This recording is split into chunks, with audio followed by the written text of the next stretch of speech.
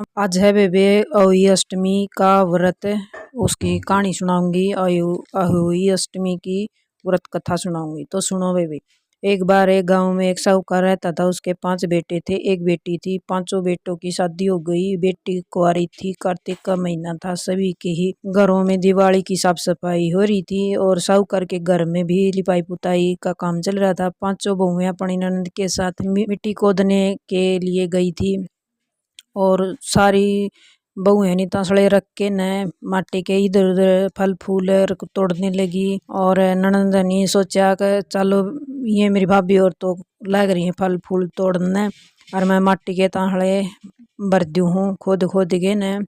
तो साहूकार की बेटी खदान में मिट्टी खोदने लगी। तभी उसकी खुदाली से अहोई माता के बच्चे कटते चले गए। तभी 7 बच्चे कट गए। अहोई माता हाहाकार करती हुई प्रकट हुई। अहोई माता को यह रूप देखकर जोर जोर से रोने लगी। उसकी भाभियां वहां आ गई। अहोई माता ने कहा, तुम मेरे सारे बच्चे को काट दिया, मतलब तुमने मेरे बच्चे को काट दिया है, मैं तुम्हारी गोद ले लूंगी। यह बात सुनकर साहूकार की सारी बहुएं डर गई। साहूकार की बहुएं ने कहा कि इसकी गोद ले ली तो हमारी सासू माँ हमें घर से निकाल देगी। और अष्टमी माँ बोली, इसमें मेरे बच्चों को काट दिया है, मैं तुम्हारी गोद लूंगी। ये बात सुनकर साहूकार की सारी बहुएं डर गई। साहूकार की बहुओं ने कहा कि इसकी गोद ले ली तो हमारी सासू माँ हमें घर से निकाल देगी। और अष्टमी माँ बोली, इसने मेरे बच्चों को काटा है, मैं तो इसकी गोद लूंगी। अगर इसकी गोद लोगी तो तुम में से कौन दोगी, अगर इसकी नहीं लेने दोगी तो तुम में तो कौन देगी। तो सारी बहुओं ने मना कर दिया। तभी साहूकार के बड़े बेटे की बहू ने कहा, अहोई अष्टमी माता मेरी ननद की गोद मत लो, मेरी गोद ले लो। अहोई अष्टमी माता ने जो बड़े बेटे की बहू थी उसकी गोद ले ली। अब उस बहू के जो बच्चे पालने में खेल रहे थे वो पालने में ही मर गए, और जो स्कूल में गए थे वो स्कूल में ही मर गए, और जो आंगन में खेल रहे थे वो आंगन में ही मर गए, वो वहीं पे मर गए। जब उसकी सारी संतान खत्म हो गई तब उसकी सास ने कहा, अब मैं तेरा क्या करूँगी। सास ने धक्के मार के घर से निकाल दिया। वो बेचारी गांव से बाहर जंगल में जाकर रहने लगी। वहाँ एक गाय रहती थी। गाय लंगड़ी थी, उसे चला नहीं जाता था। अब साहूकार के बड़े बेटे की बहू थी, वो गाय की सेवा करने लगी। इसे उसकी टाइम पास भी हो जाता और गाय की भी सेवा हो जाती। उसने गाय की इतनी सेवा की, गाय की टांगें ठीक हो गई, गाय फिर से चलने लगी। अब 1 साल हो गया। गाय की सेवा करते करते गाय को बहुत अच्छा लगा। गाय ने उसको कहा कि बेटी, तुमने मेरी सेवा की है, तुम मांगो क्या चाहिए, मैं तुम्हारी सारी इच्छा पूरी करूंगी। जो गौ माता थी वो साहू माता थी और अहोई अष्टमी माता की सहेली है। तो साहूकार के बड़े बेटे की बहू ने कहा, गौ माता मेरी सेवा से प्रसन्न है तो मेरा एक काम कर दो। अहोई अष्टमी माता ने मेरी गोद ली है, आप कृपा करके मेरी गोद वापिस दिला दे, क्योंकि अहोई अष्टमी माता आपकी सहेली है, आपका कहा नहीं टालेगी। आप कृपा करके मेरी गोद वापिस दिला दो। तो साहू माता साहूकार के बेटे की बहू को लेकर अहोई अष्टमी माता के घर गई। अहोई अष्टमी माता अपनी सहेली को देखकर बहुत खुश हुई। अहोई माता बोली, आज बहुत दिनों बाद आई है। अहोई माता ने चांदी का पीढ़ा बिठा दिया और बैठने को कह दिया, लेकिन साहू माता बैठने से मना कर दिया। साहू माता कहने लगी, आज मैं तुमसे कुछ मांगने आई हूँ, तुम वचन भरो तुम मना नहीं करोगी तभी मैं बैठूंगी। अहोई माता बोली कि एक वचन, 2 वचन, तीसरे वचन में मांगू तो नरक में सूखूं। ये कह के अहोई अष्टमी माता ने वचन भर लिया। साहू माता बैठ गई। साहू माता की अहोई माता ने खूब खातिरदारी की। फिर साहू माता बोली, देख बहन, ये साहूकार के बेटे की बहू है और इसने 1 साल दिन रात मेरी सेवा की है, लेकिन इस बहू की गोद तुम्हारे पास है, तुम इसकी गोद वापिस दे दो।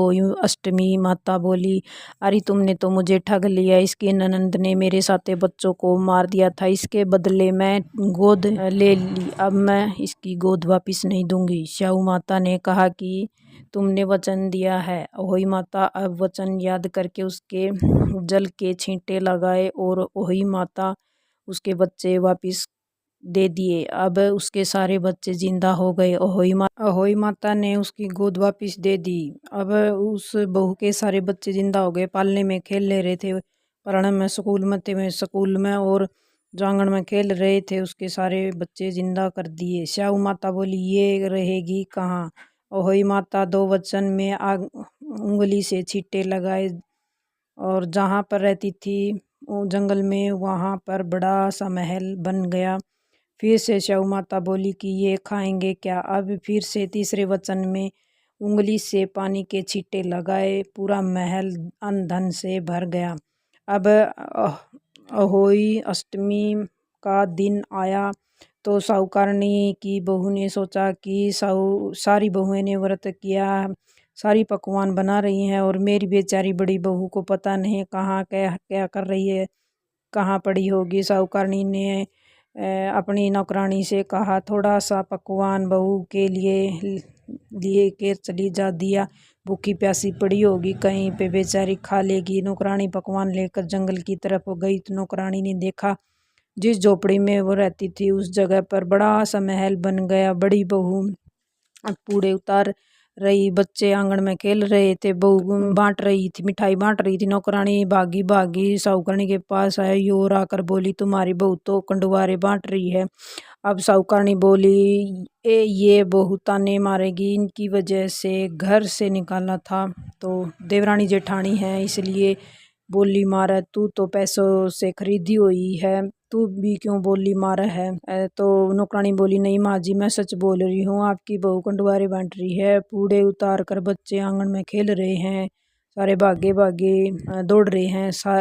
सास भागी भागी गई और अपने पोते पोतियों को गले लगाया और बहू से बोली बहू तुमने ये क्या जादू टोना किया है, ये सब कुछ कैसे हुआ। बड़ी बहू बोली माँ जी मैंने तो कोई जादू टोना नहीं किया, मैंने तो गौ माता की सेवा करी थी और गौ माता ने सहेली है अहोई अष्टमी माता, और गौ माता ने अपनी सहेली से कहा मेरी कोख दिला दिया, आपने तो मुझे घर से निकाल दिया था पर गौ माता और अहोई माता ने मुझ पर कृपा कर दी और मेरी कोख वापस दे दी। साहूकारनी बोली बेटा मैंने तो घर से इसलिए निकाला कि तुम्हारी देवरानी जेठानी ताने मारती, तुम्हें तेरे जीना मुश्किल कर देती, इसलिए मैंने तुझे घर से निकाल दिया था। अब सास ने झट से बहू को गले लगा लिया, बहू ने तभी पैर छुए बयाना दिया। अब दोनों सास बहू ने खूब मिठाई बांटी। ए ओई माता जैसे बड़ी बहू के साथ किया ऐसे किसी के साथ मत करियो, और जैसे उसकी बादी में आई वैसे उसी के साथ बच्चों की उम्र बढ़ाई वैसे ही सबके साथ करियो, सभी के बच्चों की लंबी उम्र करियो, सभी को संतान दियो माता रानी। और इब सुनांग बेबे गणेश की।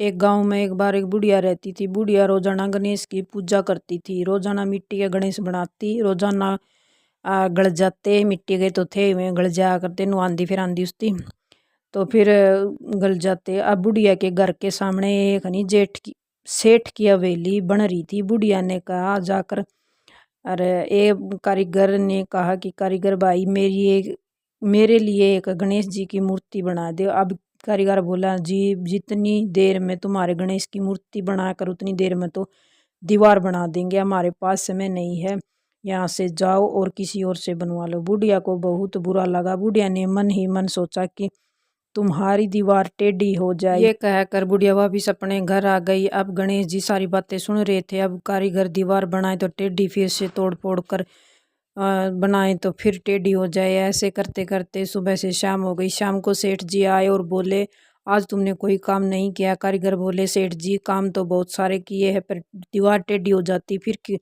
कारीगर बनाते हैं गिर जाती है, फिर बनाते हैं फिर टेढ़ी हो जाती है। फिर एक बुढ़िया की जो वो बात सुनाई कारीगर से। सेठ जी ने कहा मुझे बुढ़िया के पास ले चलो। कारीगर ने सेठ जी को बुढ़िया के पास लेके गए। बुढ़िया के पास जाकर कहा बुढ़िया माई हम पत्थर के गणेश नहीं सोने के गणेश बनवा कर देंगे, आप हमारी दीवार सीधी करवा दो।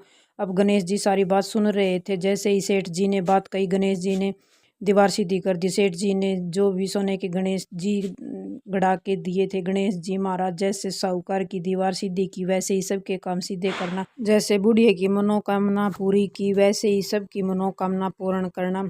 और माता की ये कहानी सुनते समय वे ओंकारा जरूर बढ़ना चाहिए। जय माता की, जय गणेश महाराज की।